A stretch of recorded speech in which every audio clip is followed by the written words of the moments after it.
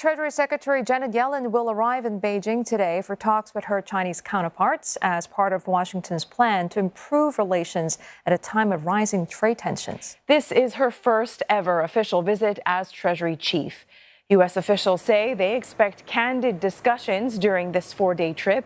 It builds on U.S. State Secretary Antony Blinken's trip last month, where Chinese President Xi Jinping and he both stressed the importance of having a more stable relationship.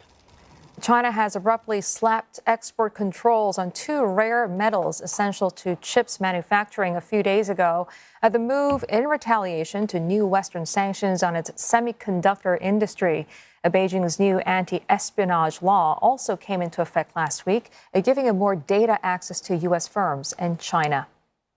Well, we're joined by Alex Capri. He's a research fellow of Heinrich Foundation and senior lecturer at NUS Business School. Thank you so much for joining us, Alex. No significant breakthroughs are expected from this trip. So how much would Secretary Yellen's trip to Beijing help in improving communication between the U.S. and China? Will she be able to put some floor under strained economic ties?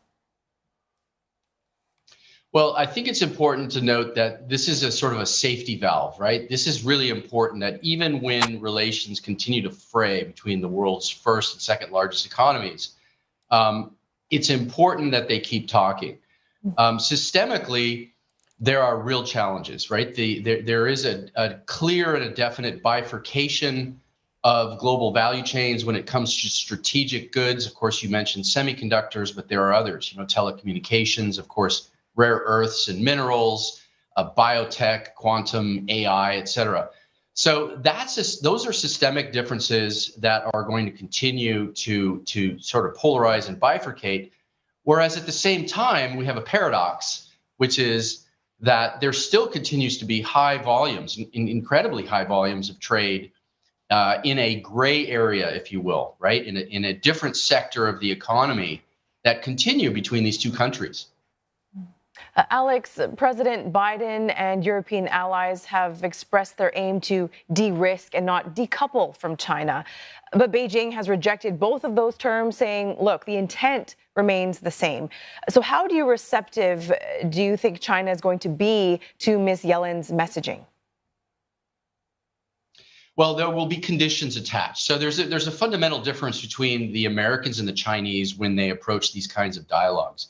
In the case of the Americans, they just want to keep, as I mentioned, a safety valve open, a line of communication to prevent a bad situation from getting worse, misunderstandings, that sort of thing.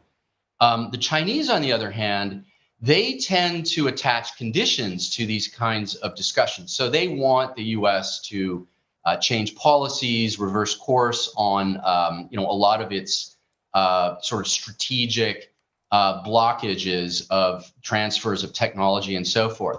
And so there is a fundamental difference there.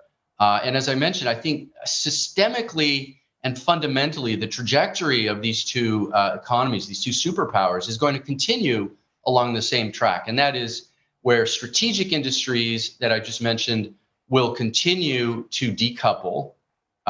De-risk is a bit of a kinder, softer word, if you will, but that trajectory is going to continue. The question is, which portion of bilateral trade in that gray area, much of which includes dual use goods, meaning commercial goods that could be used for military purposes, how much of that gray area is eventually going to shift over to the decoupled side of the equation? And that's really a big unknown. And Alex, this trip is taking place as the tit-for-tat trade battle between the two countries are escalating this week with the Chinese restrictions on raw materials for chip manufacturing. How do you see the conversation going on the chip and tech front?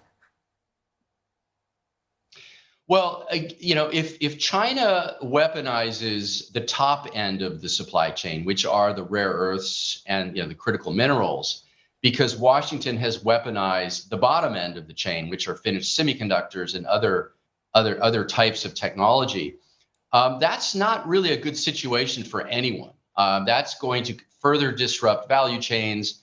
that is also going to accelerate this process of reshoring, if you will, that the United States and its allies are looking to do to reduce dependency on China, particularly when it comes to things like rare earths and lithium batteries and that type of thing. So really, I don't really see anything fundamentally changing from this visit. In fact, it could very well be that if it doesn't go well, that we actually see an acceleration of strategic decoupling.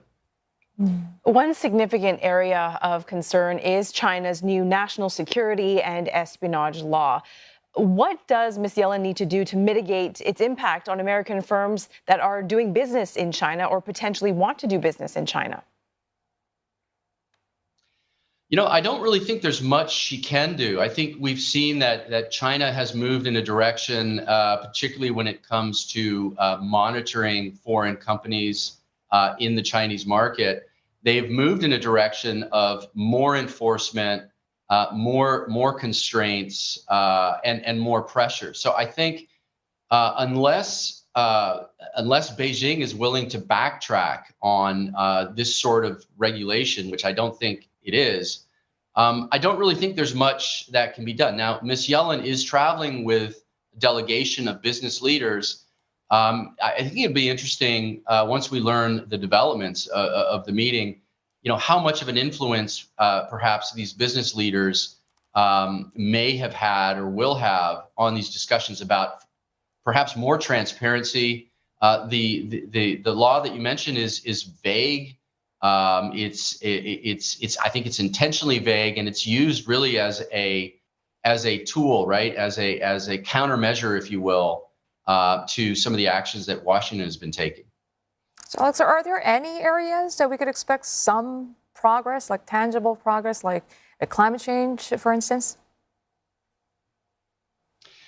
Well, I remain hopeful, as do many other people, that perhaps climate change. Now we have, of course, the challenge with generative AI and these large language models that are evolving very, very quickly and could potentially pose any number of threats. Disinformation, aggravation of misunderstandings and so forth. So, I mean, clearly, I think that's an area where both Washington and Beijing could and should cooperate in the future. But I think fundamentally, the direction that these two superpowers are taking are very different.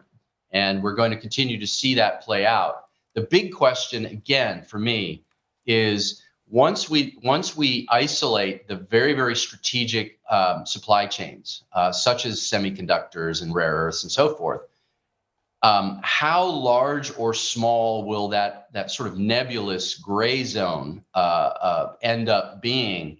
Again, with many of these other dual use technologies that affect all industries, from medical to fintech to clean tech. That's really the big question. And that's really the thing that we should be watching as to how global value chains fragment, how they regionalize, and how we have the so-called right shoring or friend shoring, if you will, in these areas. All right, Alex, we'll leave it there for now. Thank you very much for your insights today. That was Alex Capri, Research Fellow of the Heinrich Foundation and Senior Lecturer at NUS Business School.